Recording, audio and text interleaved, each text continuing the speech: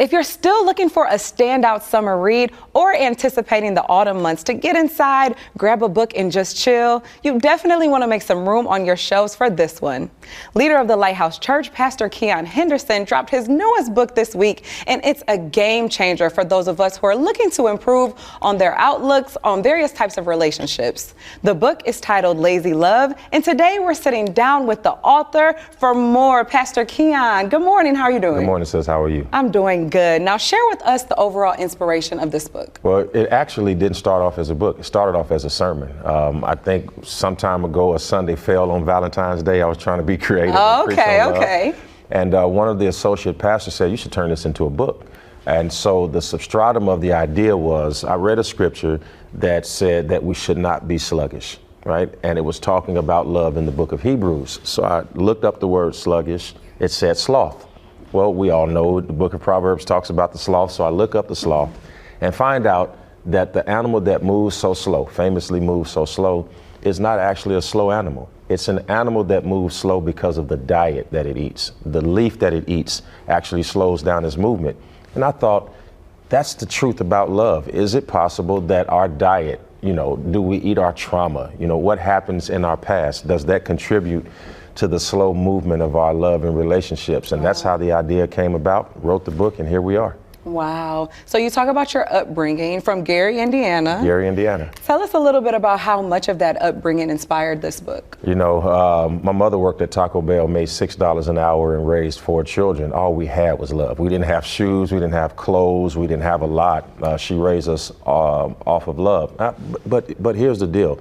What I recognized in that is that the only thing I remember about those times was how much she loved us. I don't remember how many pairs of shoes I had. I don't remember, much about any of those things, but it was the love that I remembered. So that actually did prompt me to have this experience. If I can add, though, when I was younger, my mother took me to the doctor because of chest pain.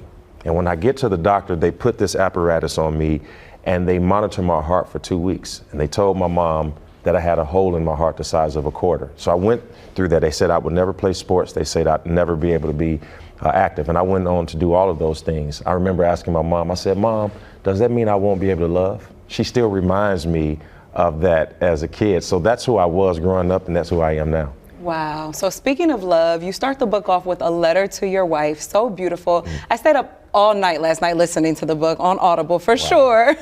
So tell us a little bit about how she helped reshape your outlook on love, and speak about the intro to the book. Yeah, because, we all learn to love from our parents. Every baby learns to love from our parents.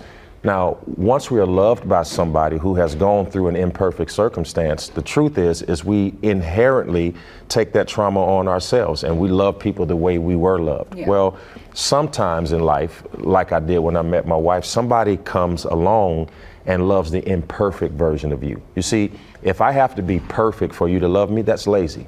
You have to love me in spite of my flaws, like I have to love you in spite of yours. I did an interview earlier. Somebody asked me, what do you believe about this 50-50 thing as it relates to relationships?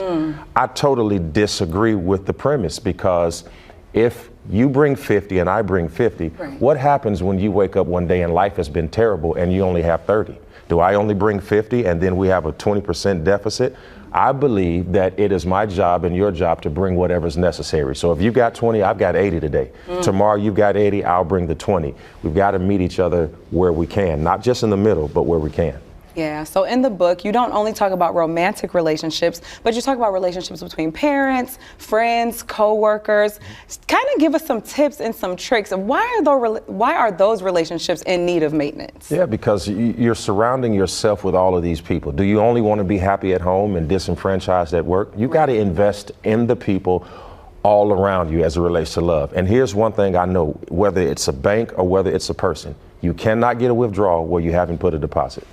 I like that. That's good. Now, chapter 5 of the book, The Suffering Son, kind of talks about loving people through their turmoil, or even just receiving the love when you may be the suffering son. And we know after the recent hurricane, the church, the Lighthouse Church up on the north side, we know you guys suffered severe, major damage. And so first of all, we just want to say we're thinking of you all during this time as you guys work to rebuild, but kind of talk about how you're continuing in the face of adversity. You're promoting this book, you still have a flock to lead, and now you have to find a place for all of these people to go. So just tell us how you as an individual are adapting to what's going on right now. You know, it's not much of an adaptation. It rains on the just as well as the unjust. I wake up every morning knowing it could be good. I also wake up every morning knowing it could be bad. I am not faltering because of my circumstances. I've got the faith to make it through it. And that's what I'm teaching our congregation, because while our church is in disarray, let me say it this way, while our building is in disarray, our church is still open. The church hasn't been affected.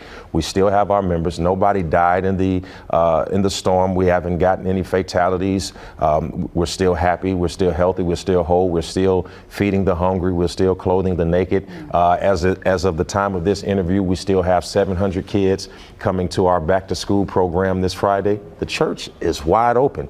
That building will be replaced. You know, we'll get a new roof, we'll get new carpet, we'll get new floors, but the souls are still intact. So what's there to be sad about? Yeah. What do you want the reader to take away from this book? I want the reader to take away from this book that it is easy to love your friend. It is difficult to love your Judas. And if you can find a way to love those who despitefully use you, you can be much happier, because unforgiveness is like drinking poison and then waiting on your enemy to die. You've got to purify yourself. You've got to love in spite of. I want people to know that your past is not an indicator of your future, and that you can love anyone at any time through anything if you make a decision. I'll say this lastly, it's called forgiveness. That word for comes from the word before, which means that you have to give forgiveness before you were offended. You can't build a house in a hurricane. You've got to make it strong before. So if you'll fortify your heart when you're happy, you'll make it through the storm when you're sad. Wow. Thank you so much, Pastor Keion. And to grab your copy and for a chance to meet Pastor Henderson, you can catch him in Humble at the Barnes & Noble bookstore tomorrow, August 8th at 6 p.m. Again, thank you so much. Thank you so much. It's my honor.